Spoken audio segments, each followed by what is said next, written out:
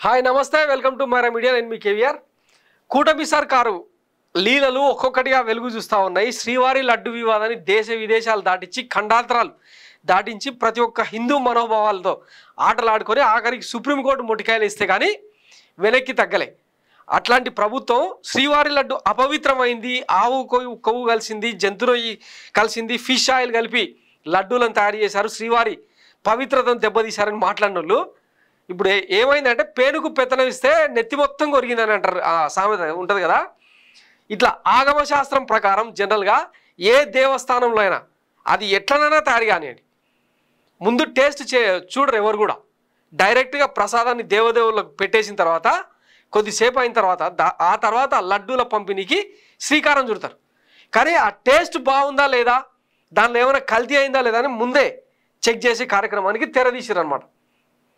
ఇంకా ఈమె కలెక్టర్ హోదాలో ఈమె, మంత్రి హోదాలో షాడో మంత్రి హోదాలో గంటా శ్రీనివాసరావు. ఎవడిచ్చిండి రైటు? దేవస్థానానికి ఒక బాడీ ఉంటుంది, ఈవో ఉంటాడు, ఒక కార్యవర్గం ఉంటుంది, వాళ్ళకు చేత కాదా? ఇంకా మేమేదో ఊడబీక్తున్నాం అని చెప్పుకోవడం కాదనమాట ఇదంతా. ప్రసాదం రుచి చూసి ఎంగిల్ చేసి భక్తులకు పంచుతారా? ప్రసాదం పోటీలో ఫోటోలు ఇవిగో సనాతన ధర్మం అంటూ లెక్చర్స్ ఇచ్చిన వాళ్ళు వీళ్ళ మీద ఏమి చర్యలు తీసుకుంటారు? వీళ్ళు సర్టిఫై చేస్తే క్వాలిటీ ఉన్నట్టేనా? ఆగమ శాస్త్రం ప్రకారం ప్రసాదాన్ని ఎట్టి పరిస్థితుల్లో రుచి చూసే నెపంతో ఎంగిలి చేయకూడదు, అది మహాపాపం. ఈ కూటమి ప్రభుత్వంలో మాత్రం ఎమ్మెల్యేలైనా అధికారులైనా అంతా వాళ్ళ ఇష్టమే, ఒక ఆచారం ఒక భక్తి ఏమీ ఉండవు, అహంకారం తప్ప అని చెప్పి పోస్టులు.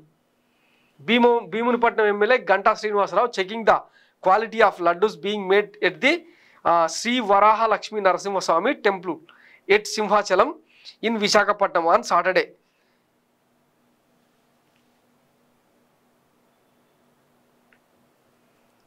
ఇదిగో ఇక్కడ లడ్డు తయారు చేస్తున్న వాళ్ళేమో చేతికి గ్లౌజులు తొడుక్కొని మరి అంత నిష్ఠతో నియమంతో ఆగమశాస్త్రం ప్రకారం పనిచేస్తూ ఉంటే కలెక్టర్ హోదాలో ఈ మేడం వచ్చి తింటా కూర్చుంది.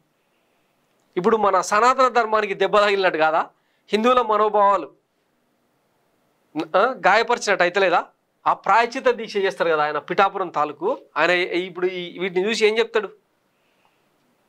మొన్న లెక్చర్లు ఇస్తుండే, నా సనాతన ధర్మాన్ని ఎవరైనా కించపరిస్తే పదవీ త్యాగాలకైనా సరే ప్రాణత్యాగాలకైనా సరే. మరి ఇప్పుడు వీళ్ళని ఏం చేస్తారు? పొడుగు మాటలు మాట్లాడిండు మొన్న వారాహి సభలో, ధర్మ పోరాట దీక్ష పేరుతో ఏదో వేసిండు కదా. వీళ్ళని ఏం చేస్తారు సార్? పదవుల్లోంచి ఊడబీక్తారా? ప్రతిదానికి పీకి పెంట చేయడం తప్పిస్తే ఏమైనా చేస్తుంది ఈ ప్రభుత్వం? అన్ని డైవర్షన్ పాలిటిక్స్, ఈవీఎం పాలిటిక్స్, ఇవి తప్పిస్తే మనకి ఏం చేతనవుతుంది? వ్యవస్థలను నిర్మించడం వేరు, కొలాప్స్ చేయడానికి పెద్ద టైం పట్టదు. ఈ 4 నెలల్లో మీ పాలన ఏందో, మీ వ్యవస్థలు ఎట్లా పనిచేస్తున్నాయో ప్రజలకు అర్థమవుతలేవా? ఓ సంక్షేమం లేదు, రాష్ట్ర ప్రయోజనాలు లేవు, పేదల పక్షాన ఏమన్నా సూపర్ 6 మీరు ఇచ్చిన దిక్కుమాల హామీలే ఇస్తున్నారా అంటే అది లేదు. పైగా మళ్ళా హిందువుల మనోభావాలతో ఆటలాడుకుంటూ ఇట్లాంటివన్నీ. సో ఇంకా దేవుడే శిక్షించాలి, ఇంకా మనం చేయగలిగింది ఏం లేదు. Thanks for watching Myra Media. నేను మీ కేవీఆర్. Thank you.